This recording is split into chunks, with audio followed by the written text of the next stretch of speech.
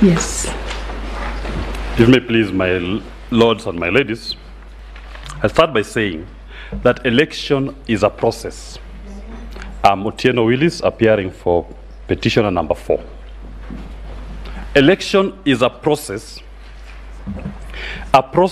that ends upon the determination of the true wish of the voter. And when that process is unconstitutional, it is not enough to throw numbers that are arrived at through an unconstitutional way to assert that that is the true will of the voter. The first issue I wish to address, my lords and my ladies, is issue number 6. And issue number 6, caught to it, is Article 138(3)(c) of the Constitution, which vests upon the IEBC the duty to tally and verify results from all polling stations and to declare the result. I want the court to take note of the last part of Article 138(3)(c). The IEBC shall tally and verify the count and declare the result, not the results. Results is the numbers. Result, without an S, is the outcome. And I want the court to notice that 138(3)(c) is a responsibility on the commission, not on the chairman. So the first declaration of the result of the verified and the tallied counts is made by IEBC as a commission. Then the chairperson, again, the word of the Constitution used is the chairperson in Article 138(10) shall now proceed to formally declare the results and issue the certificate. My lord and my ladies, Article 138(3) sets out a 4-tier process. Tier 1 is the polling station. Tier 2 is the constituency. Tier 3 is the National Tallying Center, in brackets IEBC Commission. And Tier 4 is the chairperson. Tier 2 cannot function without Tier 1. A constituency cannot function if polling fails at the polling station. A returning officer cannot go to a polling station and make a declaration of the results of that polling station. It's not his function. The IEBC as a commission cannot go to a constituency and fill Form 34B for a particular constituency. If they do so, they failed it. Similarly, the chairperson cannot move from Tier 4 and go to Tier 3 and purport to verify and tally the votes, the counts, and make a declaration. Each tier must perform its function. It is now tried that under Article 81, elections must be conducted by an independent body. The presidential elections whose results we are disputing were conducted by an independent individual, not a body. Because if it was a body, I would not have been served with documents from commissioners confirming they did not participate in the verification and tallying of the count. A majority of the commissioners, IEBC in their replying affidavits served upon me, has confirmed they did not tally and verify those results. My lords and my ladies, I wish to state, Chapter 15 of our Constitution establishes constitutional commissions and independent offices. Where the Constitution desired a function to be performed by an individual, it established an independent office, the Office of Auditor General, the Office of Controller of Budget. But where it desired a function to be performed by a commission, it established an independent commission. The Office of Election Management Body is a commission. It is not established as a chief elections officer as an independent office, as Wafula Chebukati seeks to run the commission. My lords, if the people of Kenya desired to have an individual, they would have simply reverted back to 1988 when we had a supervisor of elections. I will not go back into what has been submitted, but only to add on that point that where a commission has been properly constituted and the number is set as an odd number, the Constitution and the law presupposes there may be dissent. And the oddity of the number is to make sure that ultimately a decision will be arrived at. In this particular case, the oddity of the numbers led to a decision of the commission. And a majority of those commissioners have told us in their affidavits that they did not carry out a tally and verification of the results. Tier 3 failed. Confirmed. Let us go to the state of mind of Mr. Wafula Chebukati on the 15th when he was conducting this function. Just to confirm to you that he did it himself. In page 12 of volume 1 of my documents is a statement dated 17th of August by Wafula Chebukati, in which he says that it was his sole responsibility and that the commissioners had no role in that process. That was his state of mind.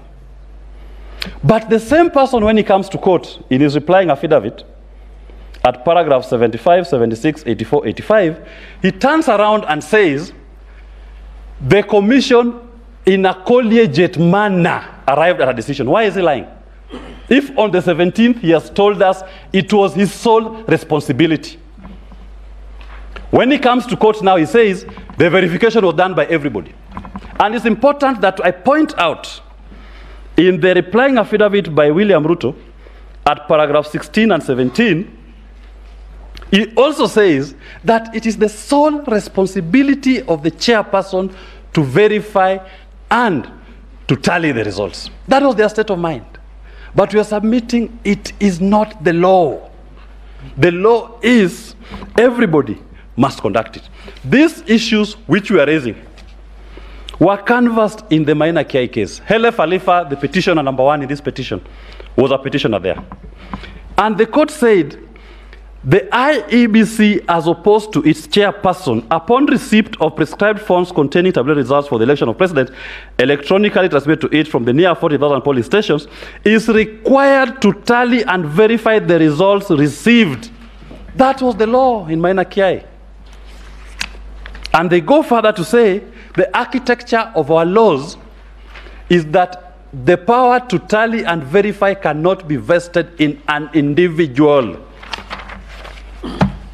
Supreme Court Raila Odinga 2017, the court said in paragraph 292, the failure by the first respondent to verify the results in consultation with the second respondent, IEBC and the chairman, failing to act together in concert, meant that it went against Article 138(3)(c). That was binding. To drive this point home, my lords and my ladies, taking into account those two decisions, the number of IEBC commissioners are 7 plus the chairperson. The number of Supreme Court judges are 7 plus the Chief Justice. If, as been... Counsel, yes. Do I understand you to be comparing the Supreme Court, its architecture, and the IEBC? No. I wanted to give an example. Try to be very careful and not extreme. I just use the number of 7. That in terms of 7, the Supreme Court sits as a full bench when constituted. And the rules on arriving at a decision is by majority. And there have been even instances when the Chief Justice of this court has been on a minority. And we never saw a Chief Justice walking out there saying, my minority decision is the decision of the Supreme Court of Kenya. In the instance petition, we have the DA and Mr. Molu walking out saying, our minority decision is the decision of the IEBC. How absurd can it be? And to buttress that point, Mr. Nyamodi has clarified what roles were given to the commissioners as opposed to telling. The roles given, for example, to judges are known to adjudicate over matters. If it were to happen, and I know it can never happen, that the Chief Justice assigns judges some to go and receive advocates, some to go and receive VIPs, some to go and receive the media, then the Chief Justice remains with only 2 other judges, and they make a decision and tell the people of Kenya, this is the decision of the Supreme Court of Kenya. How absurd will it be? That is what transpired in this particular case. Commissioners were relegated outside their core functions, and the function performed by an individual, what I call a minority of the IEBC. That was never the intention of the law. On the technological aspect, as I move to summarize, I want to refer, my lords and my ladies, that's issue number 1, on the qualitative test of the technology. IEBC, under the Elections General Technology Regulations, conducted an independent audit of the biometric voter register. This is what your auditors said. At page 32, volume 1 of my bundle of documents, the KPMG report found that 481,711 persons were not qualified to be on the register, but they were on the register. Duplicates. One person has several entries. If this number was below the margin of victory, it will be insignificant. The start of an election process is the voter register. It must be a very clean document. In this case, they started the race with a register by their own audit as at the 16th of June. The register that was gazetted on the 20th of June, that register had 481,711 persons who were not supposed to be there. Duplicates, several entries. The margin of victory by which William Ruto passes 50% plus 1 is less than 70,000 within this margin. The margin of victory by which is declared more than Raila Odinga, 200,000, again less than this. So the universe of the elections was already compromised ab initio, and the number by which it is compromised could affect and did affect the results. To use my Supreme Court example, I will say, if all the judges were biometrically registered, we know there are 7 judges, but we go a biometrics audit, we find there are 9 voters in that register. Would we say that that register is authentic if they were to vote on an issue, and then the return is 4-3, and yet the register had 9 people? Would we say that only those who are legitimately qualified to vote participated? I would say not.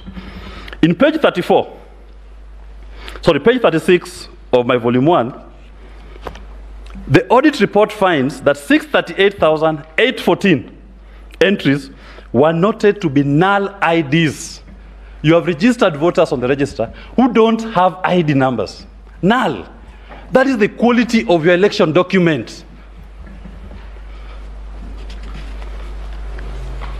And at page 37, the auditors find that there are generic users who cannot be attached to anyone, generic users of the biometric voter register system who cannot be attributed to anyone. But more importantly, the auditors found that there were 14 non-returning officers, users, accounts that had been granted access, voter access privileges on the identity data management system. Non-users, some of them are referred to as Embakasi South clerks. People who had access to the system and they were able to make changes on the persons who are supposed to be on the register. Non-authorized users, their own document. At page 39,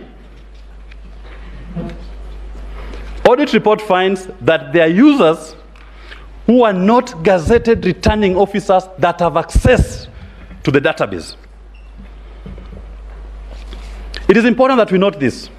Page 42, IEBC's response to the audit queries. They said it was not humanly possible within the time available to deduplicate the register. That is, to remove those erroneous entries. So they are confirming they went into an election in which the register was compromised, and the number by which it is compromised could and did affect the results.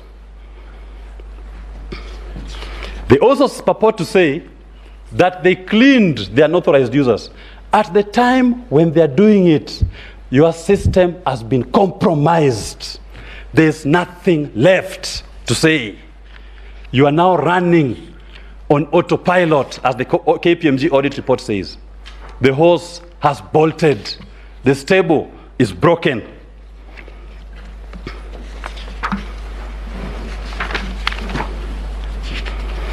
My lords and my ladies, it is my submission that when you look at the systemic issues arising and affecting the integrity of this election, should we even pay attention to the numbers which we are now being fronted? If the system was compromised from the beginning, the universe of the elections had been compromised from the beginning, that whatever numbers will come out of that universe of the elections, the voter register, does not matter.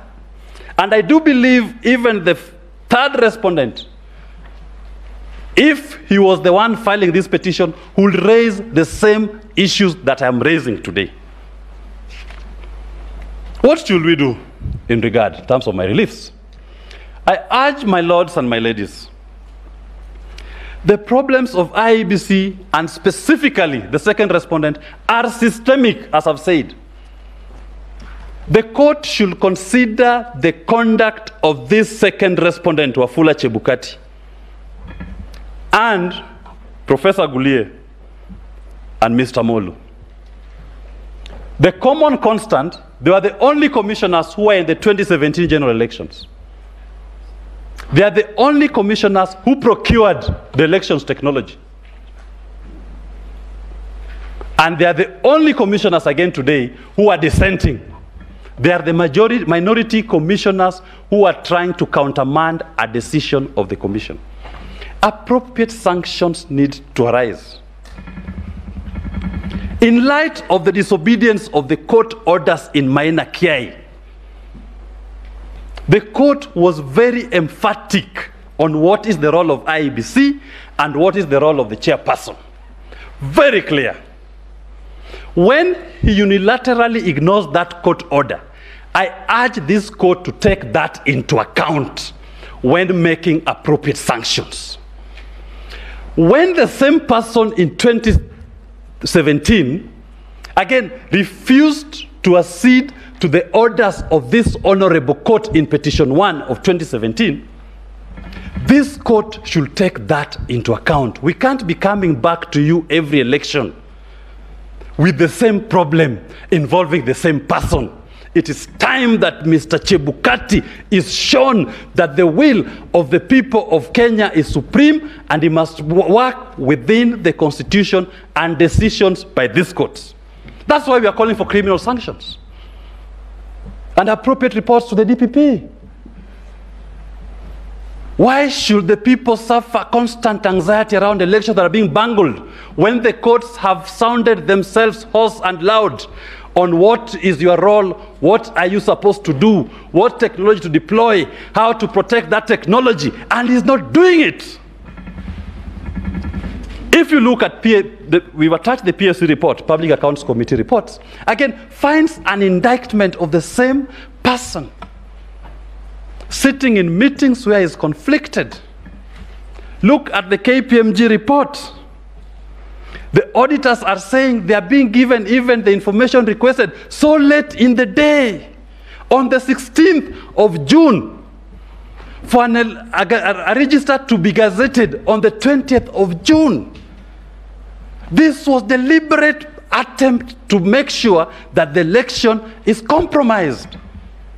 Section 6 of the Elections Act required the register to be opened for inspection 90 days before the date, the notice of a general election. The notice came out on the 20th of January. The register ought to have been opened 90 days before the 20th of January for inspection. He didn't do it. He gave the auditors the report so late. But they still pointed out that your register has a problem, and he took no remedial action. He proceeded to conduct the elections in the way that he desired. What he ended up doing is what my grandmother, Sophia Magambo, calls Nairobi Karafu, Pata Potea. Nairobi Karafu to mean at the National Tallying Center. It is, and we've averted on our affidavit, the national chairperson of the commission called both Raila Odinga and William Ruto. The whole day, nobody knew who the winner was. Even the commissioners didn't know the results because tallying had stopped. I refer to the affidavit of the 11th respondents. They have confirmed even them, they were concerned. Why has the open display stopped? Why are you not announcing the results per constituency as you were doing before? That is what I'm saying my grandmother calls Nairobi Karafu. And my niece Mimi calls Piki Piki Ponki Pakamielo Disco. Because he called both of them. He called both of them. And he was the only person who knew who the disco would land on. It could have been either of them. It could have been William Ruto, it could have been Raila Odinga. It fell on William Ruto and he says, voila, you are the president. Is that how we intend to choose our national executive? We've reduced it to Mimi's childhood game of Piki Piki Ponki Pakamielo Disco. Council again. Yes, my lord. I did give you brotherly advice. Be careful. That language appears to be alien to this court. I'll be guided, my lord, I'll be guided.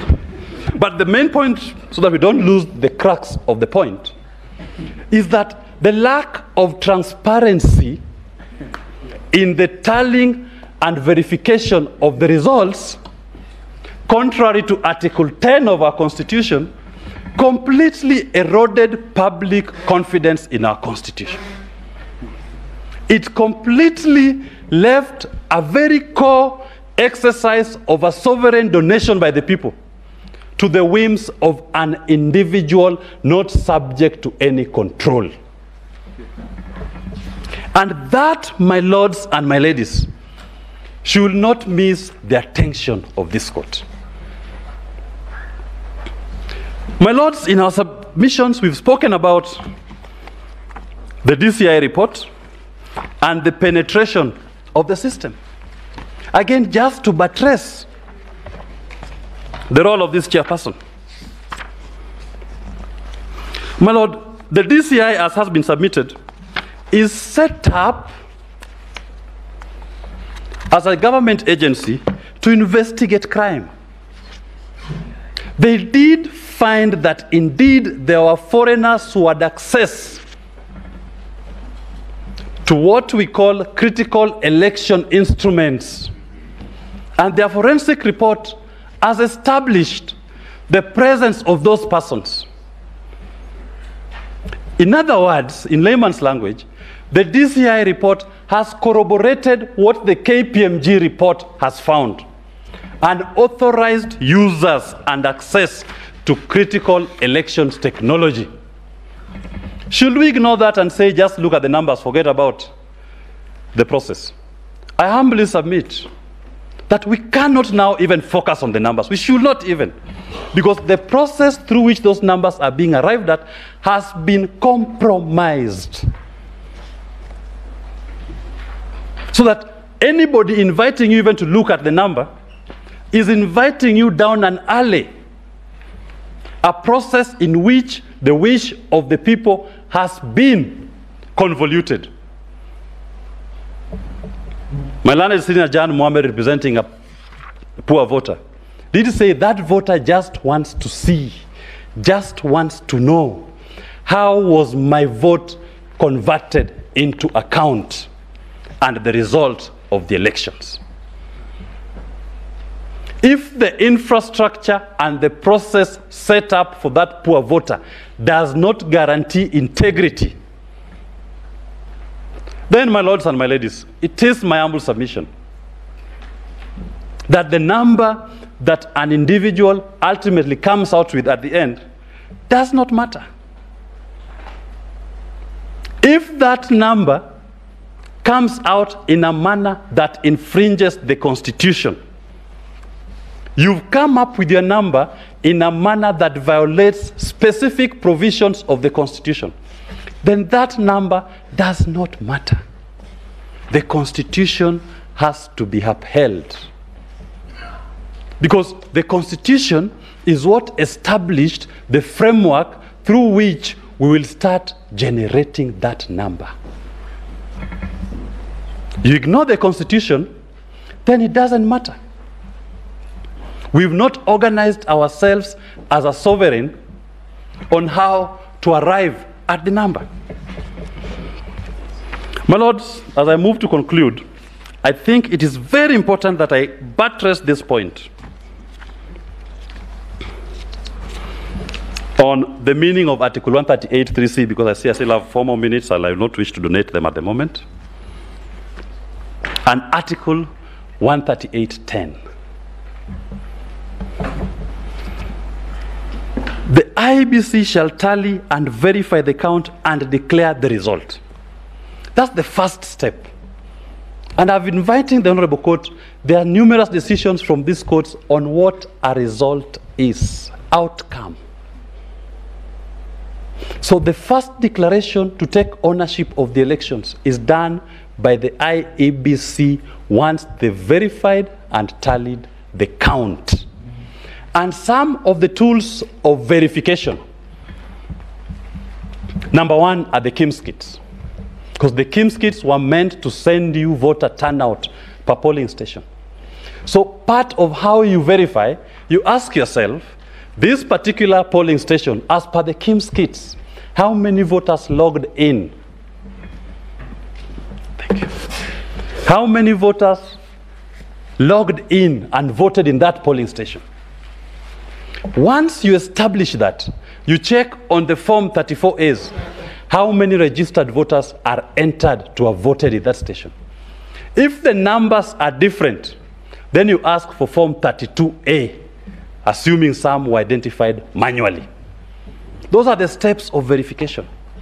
But if the numbers in your KIMS kits are less than the numbers of the votes returned and are not supported by any Forms 32As, then that's a polling station to be flagged.